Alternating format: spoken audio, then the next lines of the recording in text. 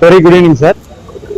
இன்னைக்கு பார்த்தீங்க அப்படின்னா Amrita international institute of hotel மேனேஜ்மெண்டோட ஃபைனல் இயர் மாணவர்கள் எல்லாரும் சேர்ந்து ஒரு தீம் ப்ராஜெக்ட் ஃபுட் ஃபெஸ்டிவல் வந்து பண்ணியிருக்காங்க. அந்த ஃபுட் ஃபெஸ்டிவலோட நேம் பார்த்தீங்கன்னா அரேபியன் நைட்ஸ். ஸோ ஒவ்வொரு வருஷமும் ஒரு ஒரு நேம்ல வந்து நம்ம பண்றோம். அந்த நேமை பொறுத்து அதை பேஸ் பண்ணி நம்ம என்ன பண்றோம், அதோட டிஷ்ஷஸ் எல்லாமே பண்ணுவோம். சூப்ல இருந்து டெசர்ட்ல இருந்து நீங்க பார்த்தீங்கன்னா மந்தி பிரியாணி, தந்தூரி கபாப், ஹரியாலி கபாப்ஸ், இது எல்லாமே நம்ம பண்ணியிருக்கோம். இது எல்லாமே முழுக்க முழுக்க ஸ்டூடெண்ட்ஸ் பண்ணதான். ஏன்னா ஃபைனல் இயர் முடிச்சுட்டு அவங்க கோர்ஸ் முடிச்சுட்டு வெளியில போறப்ப அவங்களுக்கு ஒரு கான்பிடென்ட் கண்டிப்பா வரணும்.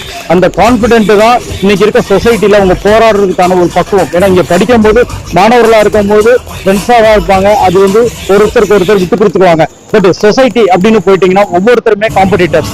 அப்ப அந்த காம்படிட்டர்ஸ் ஜெயிக்கணும் அப்படின்னா அந்த மாணவர்களுக்கு வந்து நிறைய டேலண்ட் வந்து கண்டிப்பா இருக்கணும். அந்த டேலண்ட்டை நம்ம வெளியில கொண்டு வர்றதுக்கான ஒரு வாய்ப்பா தான் நாங்க என்ன பண்றோம், இந்த ஆப்பர்ச்சுனிட்டியை வந்து நம்ம கொடுக்குறோம்.